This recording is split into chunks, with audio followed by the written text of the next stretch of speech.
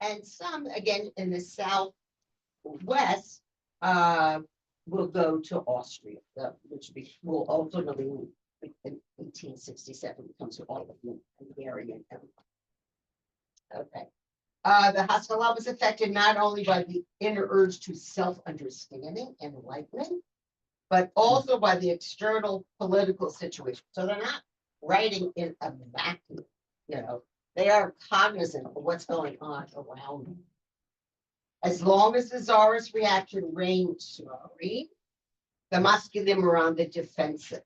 They could hold out no incentive for the Jews to cast away ancient and respected ways in order to mingle with a hostile population and adopt the culture of a backward civilization. So, there was like no good reason why the Jews should abandon their traditional way of life and way of thinking, because he wanted them just in general to broaden their horizons, but knowing full well that certainly politically, the Russian authorities had no interest in them in incorporating them and accepting them within the empire. So this was more for the Jews' own self-education, as they say, that they should learn more of the secular world, but without holding out any hope. That's what they did like through Mendelssohn. They wanted so much to be part of German culture. They wanted to, they should be equal citizens. I mean, here in Russia, there's no way they're going to be equal citizens. They're surrounded with such ugly anti-Semitism, which is within themselves that they should, become better educated of what's going on in the world. Okay.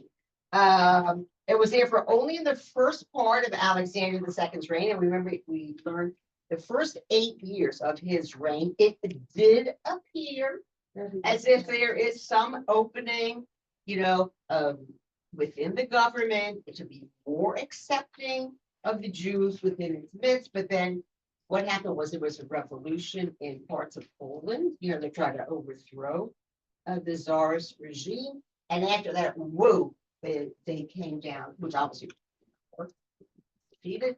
And then they came down very, very heavily on all the minorities, which within their empire, and particularly the Jews. Right. So that's when Haskalah took the offensive. It changed its tone and approach and openly advocated a transformation of Jewish life. So I don't know why they think that things are going to get better. I guess there's always going. I mean, this will be the beginning of that revolutionary fervor in the Russian Empire. So I'm sure that they were heavily influenced by the revolutionaries at the time in their writings, and and the Jews, because we were so downtrodden, these philosophies appealed to us. That's why you do find so many Jews who will be part of place that he was, let's say, the communist society. This a woke society, yearning to be accepted, and the traditionalists. So that would be, the bulk of the Jews. Okay, you have to understand most of them are very traditional. All right, whether they're Hasidim or they're Misnagdim, they use parental and communal authority in favor of existing conditions. So obviously they were very much opposed to the monastic program. They felt this was dangerous. It was going to be those Jews, were interested in those modes of thought that would, take them away from the traditional observance of Judaism. But in the second period, they became increasingly defensive. So, the latter half of Alexander II's reign. So remember that he was assassinated in 1881. So from let's say 1863 until 1881. So like 18 years, there's repression within the Russian Empire vis-a-vis the Jews. But meanwhile, there's also this great yearning to, so to speak, break free of those bonds. and to become more acceptable again to the general population. Okay, I'm going to learn about a few other great, very well-known members of Haskalah at that time. The most influential of the early advocates of Haskalah in Russia was Yitzhak Be'er Levinson. His dates are 1788 to 1860. His contemporaries saw in him a parallel to Moses Mendelssohn. He too adopted the method of reason, urging the Jews to interest themselves in general culture. Again, the goal was, that this was a positive thing to do, and that would bring, positive results for the Jews. To defend, but at the same time, again, it wasn't that they were abandoning their Judaism; they just wanted a different approach. So, while he's urging the Jews themselves, to learn, become more worldly, learn, more of the secular culture, he still defended Judaism against external attack. Again, he's not giving up his Jewish identity. He just wants to make changes, with Judaism, with a world outlook. That's what he wants to change. And simple, unaffected Hebrew, again, remember this is still based on biblical Hebrew. So while defending Judaism, he pointed out how the East European Jews might reconstruct their lives by broadening their intellectual and economic bases. Jewish education had been a broad education in the past, and many great Jews of former generations, I'll give you some examples, had seen no objection to the study of foreign languages and non-Jewish philosophies. Let's go back to that early medieval period. Look at the Rambam. I mean, and there were other, great Jewish personalities, and they were aware of the outside world, and they had secular knowledge, and they studied it. They studied the great philosophers. And they thought this was all fine. This is going to add, this is going to enhance one's knowledge of Judaism. Not that it's going to draw people away, but there was a major, major movement against the Rambam. His works were actually publicly burned.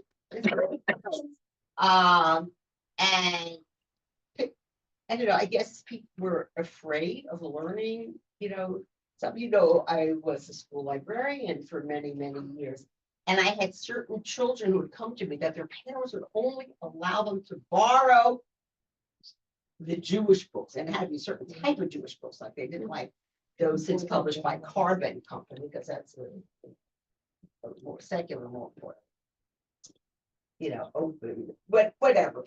So I was never afraid. I was never brought up that way to be afraid of learning and reading something else. It didn't make me want to leave my Judaism. But again, it's just, an attitude that people have. And I certainly don't come from the Haskalah, tradition, because I have a long line of Rabbanim. But certainly the way, as I say, even I think about it, that my Zeta sent my father to, wasn't why you didn't exist in those days, but he sent him to REITs. He didn't send him to some right wing. He didn't go to Torah B'Daf. No. And my Zeta certainly comes from that world, from Lithuania. But when it came to his own son, he sent him to a school where he would, be open to many philosophies. For his secular education, that we had to go to CCNY. At that point, it was just REITs. It was just a yeshiva, training guys, for the Rabbanos. But again, he obviously approved of that was fine. It was a good idea that he should, go to a regular college. So okay, but you can understand there's this push and pull, within the Russian Empire, within the Pale. How far should we go? How healthy is it to introduce our children to the secular world and really damage them and really pull them away from traditional life?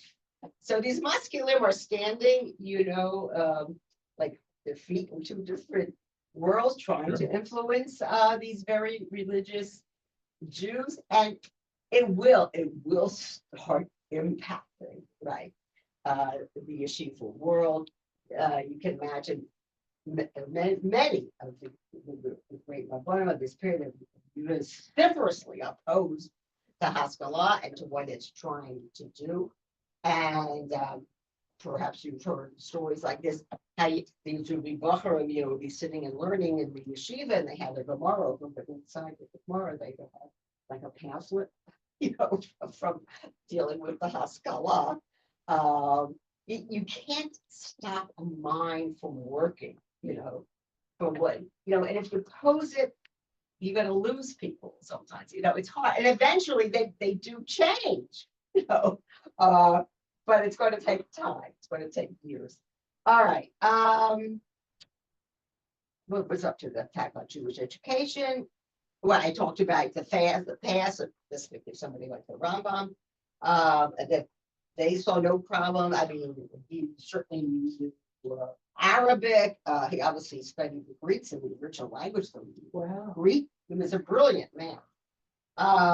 Levinson also wrote about the inhuman charge of the blood libel, which was then spreading throughout Russia, and it still exists. But that, just can't. You mean it's not true?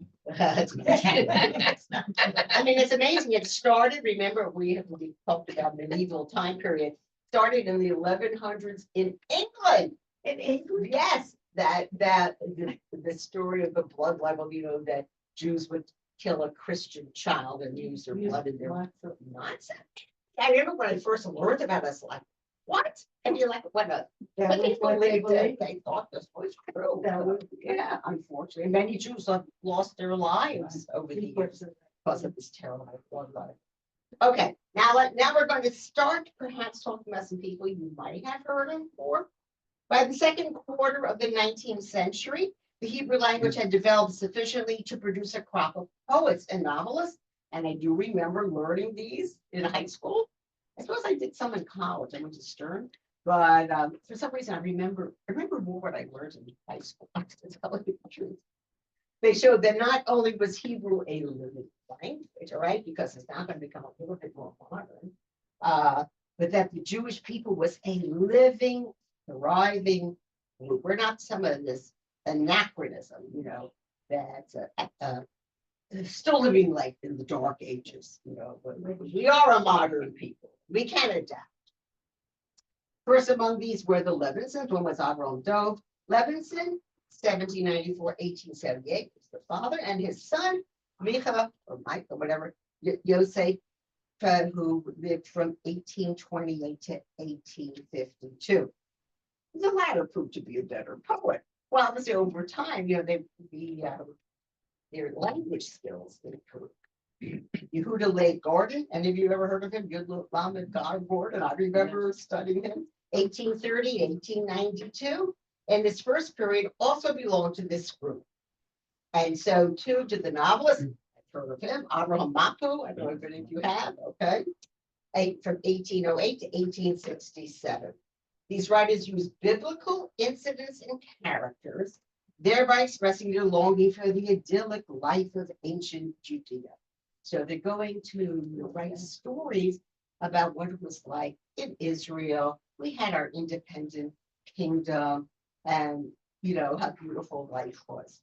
They wrote about the simplicity of the farmer's life, the heroism of combat, and the freedom, naturalness, and optimism, which they found in the ancient past of the Jewish people. So when they look back in time to over like 2,500 years, actually from their own time period, and how beautiful this is, and we can be very proud of this heritage that we have. Mapu wrote Ahbat Sion, exercised a tremendous influence upon his and subsequent generations, because he's sort of the beginning of the Zionistic fervor, and the idea that eventually we should go back to the land of Israel, populate it and bring it, into modern times.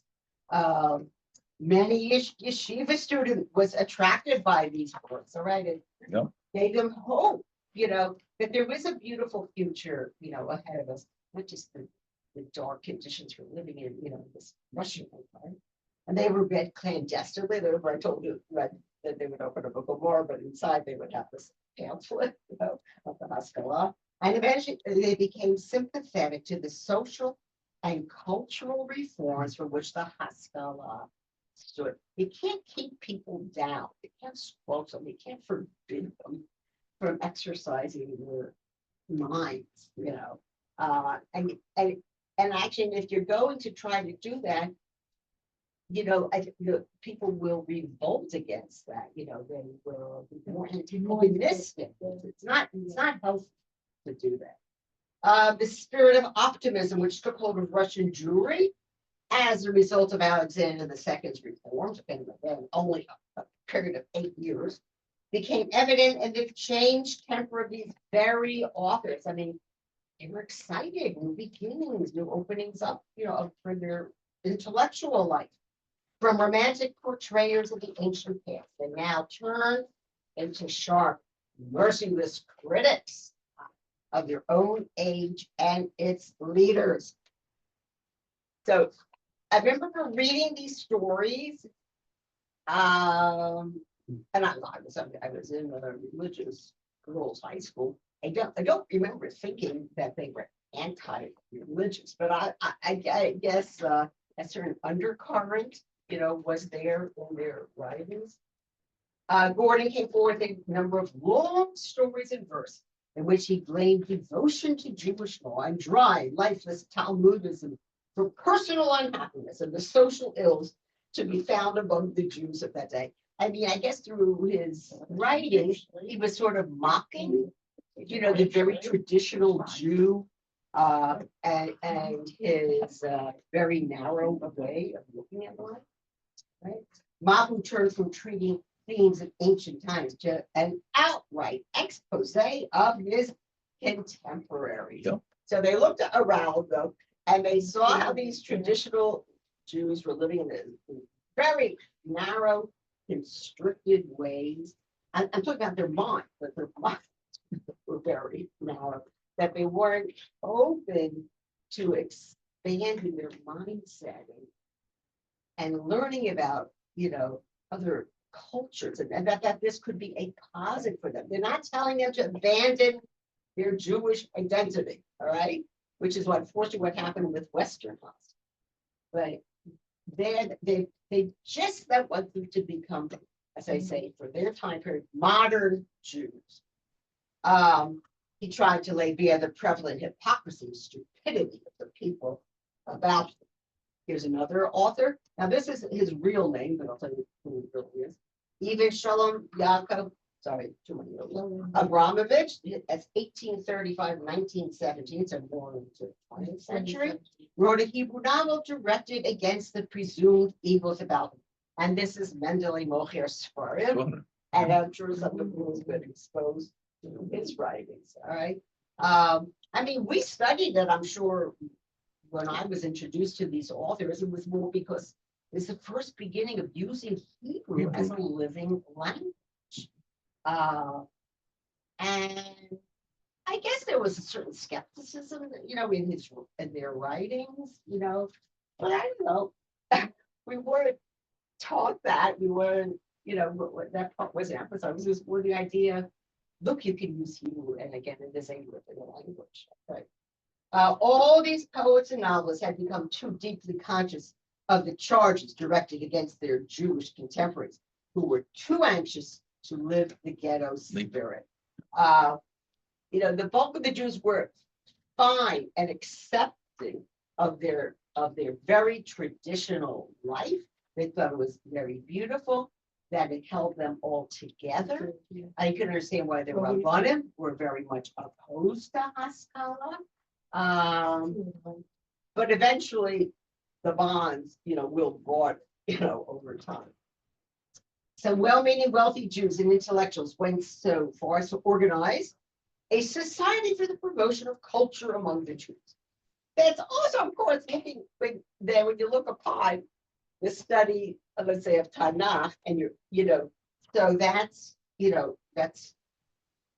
we should take pride in that Jewish, background of ours, of that culture, that ancient culture, which has lasted for these, centuries. But whatever when they're talking about culture, they're talking about the outside, that culture. That's what they want these Jews to become aware. And this is 1863. I mentioned the state once before, 1863. This is when the Civil War taking place in the United States. So just so you have a context of when is this occurring. Okay, and this had headquarters in St. Petersburg. St. Petersburg is the capital. It's not Moscow. St. Petersburg is, the czars, have their palaces, the government.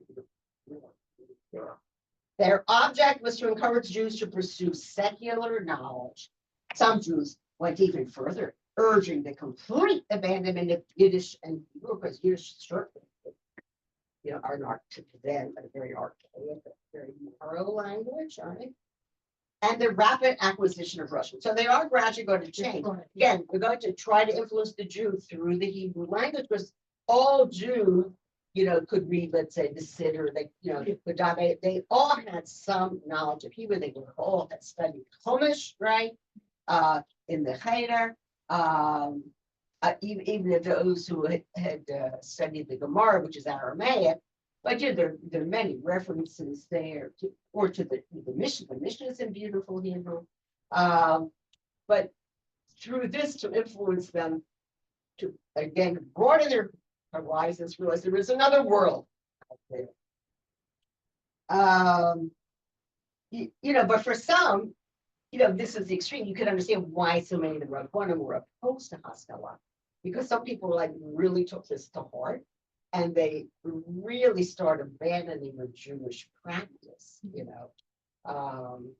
and again, that's the reason. But you'll see when we're coming to the end of that 19th century, early 20th century, depending on which yeshiva, of course, you're talking about, they are going to, allow a study, of other languages, a certain degree of assent. Listen, even some of the great, Rabbanim we have in the United States, even, like Rabbi Schneerson, the last Lubavitch, right, and Rabbi Soloveitchik also, he also went to the Sorbonne, I believe. So, obviously, it was accepted that it's okay, to expand your secular knowledge, and even up to such a high level. Okay, the attitude of the more moderate Jew is best expressed in Gordon's, this is Gordon, phrase advising the Jew of his day to be a Jew at home and a man abroad. As though Jewishness fell short of humanity. It's a certain embarrassment almost, right? That if you're leading a traditional Jewish life, you're cutting yourself off from the rest of society and the world, and he's criticizing that attitude. I don't know all of your backgrounds, and I think I grew up in a pretty open Jewish family and philosophy. But I could understand, why, certain people have to even to this very day, how they're afraid, that I think that's why the Hasidim dress the way they are. They want to be visibly separate, that they are not like the world around them, they keep to themselves. In many circles, actually, they're still speaking Yiddish. I remember I was in Israel going back many years ago, and I think I might have mentioned this. We went to visit a relative in Sanhedria, and we opened the car door, and I said, all these kids are all speaking Yiddish. And I think it's that we're in the land of Israel. I couldn't comprehend why they're still speaking. Yeah, but again, this was their way to preserve, their unique way of life, and wanted to give up on them. All right, let's just finish this up. The masculine were special pleaders for the cause of Jewish emancipation. Again, probably like those Western masculine, that there was a certain hope that by becoming more modern, adapting to the secular culture, that then we would then be accepted, by governmental authorities and be granted, full emancipation. They had convinced themselves that the Tsarist government was sincere in its promise to grant the Jews equality. They just surrendered their distinctiveness and cured themselves of internal evil. Well, hey, listen, there's anti-Semitism. Look, it's here in the United States, as you all well know. And we are never, ever going to be accepted by, so even you might go through periods of time, it's not overt, but it is there, under the surface. Okay. Yeah. Okay. They failed to see that to destroy the inner fortifications of Jewish life under an illiberal government and in the midst of a prejudiced population was to endanger the very existence of the Jewish people. So you can't totally abandon your heritage, say, what have you? Because the people around you don't really want to fully accept you. So you should have pride in yourself, in your background. No doubt corruption, hypocrisy, and superstition existed among the Jews, but it was simply not true that these vices dominated Jewish life in Eastern Europe. As if to say that all observant Jews, we're all backward, where we could never look forward. We live such a narrow existence. As a result of the Haskalah movement had comparatively slight effect on the inner life of the people. So the bulk of the Jews living in a Pale settlement, they are remaining true to the traditions of their people. They are, there are always those who are going to be influenced by outside sources, but the bulk of them, continue their very, very traditional lives. And we listen to how the Rabbanim would educate them. It did have tremendous influence, though, on the revival of the Hebrew language and literature. People read Gordon and Mapu and were impressed by their style and fervor, but they were left unimpressed by their accusations. Yes. So I told you, remember learning these writers, in the opposite, it's an Orthodox, girls' high school. And I don't remember, obviously, the writings did influence me to abandon, my Yiddishkeit. But it was a good way to learn Hebrew. That's for sure. So, anyway, so that's all we're going to do about the Haskalah at this point. Again, this is 19th century Haskalah. It's going to change more as we go into the 20th century. But right now, we're just concentrating on the 19th century. I told you the bulk of those Jews, millions of Jews living in that Pale settlement, they were all very, very traditional Jews, and they wouldn't even consider the idea of abandoning, their very traditional lifestyle. And the Haskalah will have more and more impact, as we get to the latter part of the 19th century, we're going into the 20th century. What happened too was for many of our grandparents. They came to America. They wanted so much to be accepted as Americans. Yeah. They sent their children to public school. Yeah. They might have gone to Cheder, and later in the afternoon, but they wanted so much of their children to become American. But with that, they also abandoned so much of the beautiful tradition, that we have. So remember,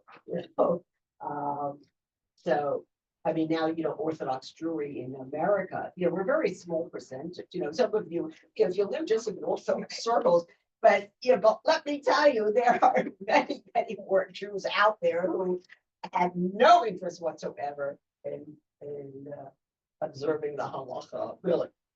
It's an anathema to them. So, Excuse me, yes. don't you think they're kind of going backwards to Yes. nowadays some, with parents who have been educated in secular colleges, Right, let's say, yes. I mean, after yeshiva, Yes. let's suppose they went to yeshiva throughout, they went to secular colleges.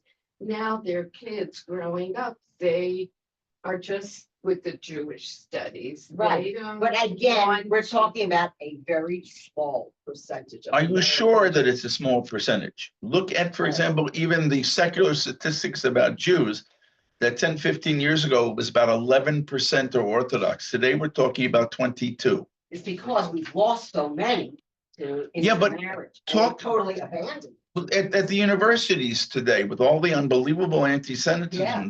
these kids have never, Chabad is overflowing Jewish institutions on Well, I university. think people, there's a yearning, especially because Yes, there's so much anti-Semitism I out think so. there. And I think they realize just like these Jews from in Russia, they realize they're not being, they're whatever they try to do, they're never going to be yes, totally accepted yes. by the general, population out there. And whatever, it's never. Okay, let me just say, I'm just going to start introducing something. First of all, I wanted to thanks to Miriam, who spent her summer going through everything that I had taught up until then. But let me just see where I have those sheets. And she put together the whole thing. It says about the Rishonim, which those of you who have been coming to my class. So it's about the Rishonim, right, from the 11th to the 15th centuries. Some of it went into, and then she has even 18th and 19th, whatever I had handed out to you up until now. So just something to you, and she had, I love that you did this thing. How many hours did it take you to do this? So here she has the name of these various, Rishonim and Achronim. And good. then she puts down their dates, and then she has their country where they live. So I think that's amazing. I want you to have this, something to hold on to save it, because I think it's amazing. You have yours. I have Zoom. At home. Let's put my notes. Right, I didn't she make went anything through up. I all just the put my things notes. I taught, but she put it in such a lovely form. So I love this. Because we are going to continue talking about. My pleasure. No, Look at all the countries. Oh, yeah. Right, and this way you can see from where they came. That part's so amazing. I mean, look how we, considering all the forces against the Jews over the centuries, we have survived. We have lost many people along the way, but there is this remnant of Jewry, that is, so, devoted still, to remaining as Jews. So here, so would you like to? Yes, ma'am. Okay. Can I just make one comment? Yes. Myself and my friends, and I realize there's no statistics here, have zero Jewish background. My parents, when they died, for example, couldn't read Hebrew letters. And so many of the people that I know come from very similar backgrounds, who are completely fluent in Hebrew today, who in the past were secular and are not today. Right. There are no ways of really doing surveys on this, because no one takes surveys on these things. Right. But there is definitely, Well, a if few research. I'm put it this way, before October 7th, the October 7th was a gift. I know we always look at negative things, and there's no question it was terrible, but it has brought many young people who couldn't have given a damn, they're a generation or two around already beyond Judaism, and are bringing them home. Well, because they saw the tremendous outpouring of hate. Right. God. Look, Hashem But put the hatred into Jews the system don't too, didn't he? look at that. Those things on campus. There are Jews who were, They're Jews. marching for That's right. Palestine, Right, Choose and one watch thing. the changes going on among them too. Whatever they do, it's what you said, we Yeah. fail. Yeah, They don't accept us. really, it's all. Some of those people go from one extreme to the other, Yeah. if you wish. Yeah, I think that's natural, but unfortunately. We have to, like Rambam, you know, Shvil Zahav is that. Exactly. middle ground. Yeah. That approach is the healthiest, you know. What about, there was some more, I'm not gonna get enough time to do this, but I wanted to, I know I have. All right, I was going to hear you something about some of those last rabbanim that are listed here. Some of you might have it, if not, I'll look next time. So those last rabbanim that in the sheet that Miriam, you know, put together for you, I don't think that I ever actually went over this with you last year. I had handed it out, but didn't quite finish it. So I'm just going to go briefly over some of these great rabbanim and their influence upon their Jewish communities and upon, you know, Collide Israel, you know, the Jews in general. Some of them are known better by their Sfarim, and that's how we refer to them. You don't necessarily, you know, Sure. even people in yeshiva, they might be studying some of these works, but they don't know what their real names of these were are. So as I said, I'm so sorry. I have the things here for that I prepared for today, which is a continuation. But I had wanted to, so I'll see. I thought I had no sheet. In any case, it's a title, okay? Torah Masters, the late 18th to the 19th century. So I only can find two here. If you could just kind of share it. Let me see. You can share it. What's that? I will. But as I say, it's already almost the end of my class time. So, and I will have Andrew run off more so that next time we can begin studying. So let's just do, yeah, she's very helpful to me. She's very nice. So let's just do, I hate to even begin this if you don't have it in front of you. It's okay. You can listen. So the first person, Rav here, that I have on this list, his name is Rav Aryeh Leib Ben Yosef HaKohen Heller. Now, this is 1745 to 1850, very, very beginning of the 19th century. And he wrote a very famous work. It's called Sota Choshen. I base my inclusion of these rabbanim if I have heard something about them. So I must have attended lectures or read articles, and you know they make or wrote the Sota Choshen. So I don't know if it's not familiar to many of you, but you know he's out there. He was a descendant, a fifth generation descendant of Rabbi Yom Lipman Heller. We have learned about him, who wrote Tosfos Yom Tov. This man, Rav Aryeh Leib, was an unknown Talmud teacher when he wrote his first major work, which is Ketzot HaChoshen. Obviously, these are all brilliant scholars, right? Upon publication of this work, he was immediately acclaimed as an outstanding Torah scholar.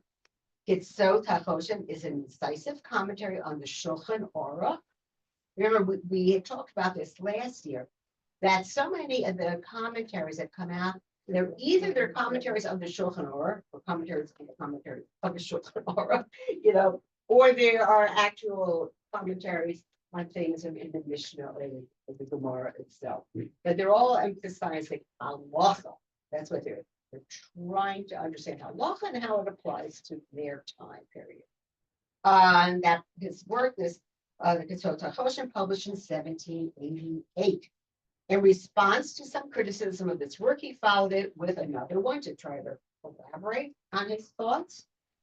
And it was called Mishoveh HaNetivot, in which he refutes many of the objections raised by the original criticisms.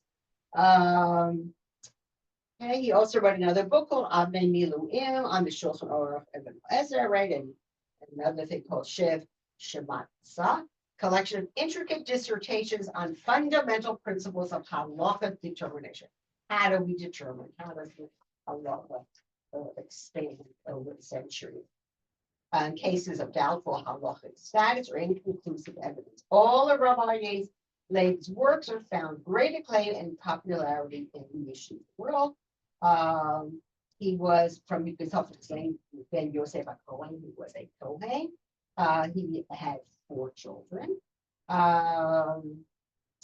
And I believe he was from this Nordischer world. He actually comes from Galicia, all right? Place called Galicia, I don't know, Galicia. But then I wrote Why do you always say Galicia? We call it Galicia, no? Galicia. Fine. Yeah. Sure. Say Galicia. Galicia. Well, I anyway, said it's spelled right. Galicia. But then it talks here also that he had vowed of being in the Ukraine. Well, the Ukraine is on the eastern side. Galicia, that's. No, also it- kosher. they're all political borders. But there's East Galicia, West Galicia, depending whether you were in Ukraine or Austria-Hungary, and it was all the same. Galicia that was closer to. Most of Galicia today is in Ukraine. Right, Austria-Hungary. Yeah. All right, so how about, we're going to pause here. I will have Andrew run up more of these copies. Those of you who haven't, save it. Okay? All right. Don't give them up. And say that all that hard work that Miriam did to make those really incredible chart, So I think you'll just see it's truly amazing how our halacha, how our interpretations, each layer really is relied upon the other. And they're still doing that today, in the circle. Okay, I have to go. So, Koaf, you're wonderful. Thank you. Yes, mentally. I appreciate it. My ancestor didn't make. Yeah, I'm sorry. Wait, I can't My hear. ancestor didn't make bullets. Of an ancestor. Oh, thank you. Wrote here. Come a little Well, earlier, no, that's but- fine. But where are you from originally? A black ghetto in Philadelphia. I mean, black, like this black. Ghetto in Philadelphia. Black. South Philly. No, West Philly. West Philly. You know where University of Pennsylvania is? Okay, it's 30th Street. You don't sound Philadelphia. I'm totally Philadelphia. Yeah. Me? No, I know a lot of money.